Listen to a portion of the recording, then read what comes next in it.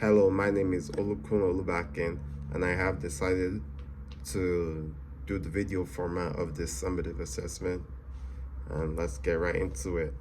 So, I define qualitative research as research that's using words to explain, while quantitative research is done using numerical measures. In other words, qualitative research is purely words and description, no numbers. And quantitative research is numbers and statistical measures. So they use mostly words, descriptions, and qualitative research. And quantitative research, they use data like, mean median mode and statistical measures to gather and analyze data. So an example of a qualitative research method is an interview. I'm pretty sure you know what an interview is, but I'll still explain it for you here. And it's basically the researcher and the participant having a discussion, and then the researcher is taking data in words from the discussion. And yes, you can also think, if you want to envision it, you can think about a job interview. The interviewer collects descriptive data from the interviewee, and they use that data to make assumptions on your qualifications for the job. A job interview can also be seen as a participant observation, which is another form of qualitative research. And they're also looking at your bodily language, your attitude, to also see if you have the right personality and characteristics for the job.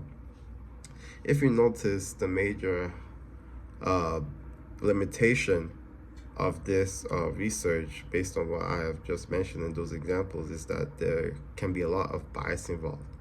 Because just like in a job interview, if the interviewer does not like you, they will not give you the job. The same way, if the researcher has a certain bias, um, they have a certain bias towards you, they may interpret the data differently.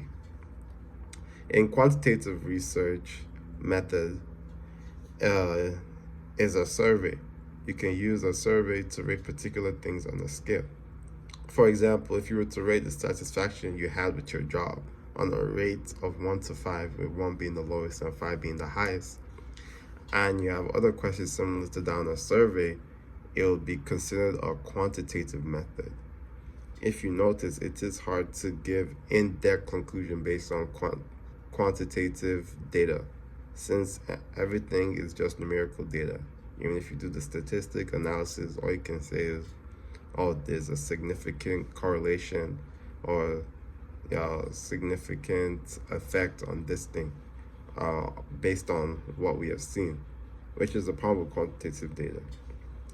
So an example of qualitative research, so I'm going to give an example of a qualitative research method that can be used in organizational settings or on the job.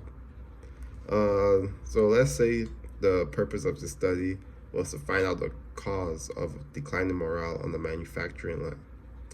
For the research design, since you're trying to use a qualitative research method, you would want to interview a few people from each of the line, or maybe all of them if you can, but most likely to not disrupt the production.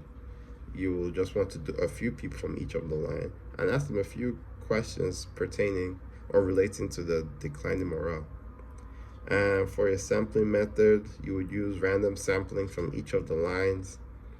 And the only method to analyze the data here is to use content analysis, which is basically interpreting the words that I said are using qualitative data, all the data you have gotten with your own assumptions or educational guesses, basically.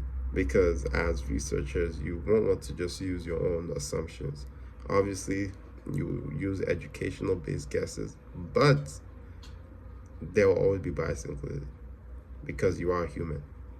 And for the anticipated results, usually what happens when there's low morale is due to a change in the company that either the employees were not carried along with or the employees don't agree with, meaning they don't feel heard. So the morale is declining because they think they're not part of the company.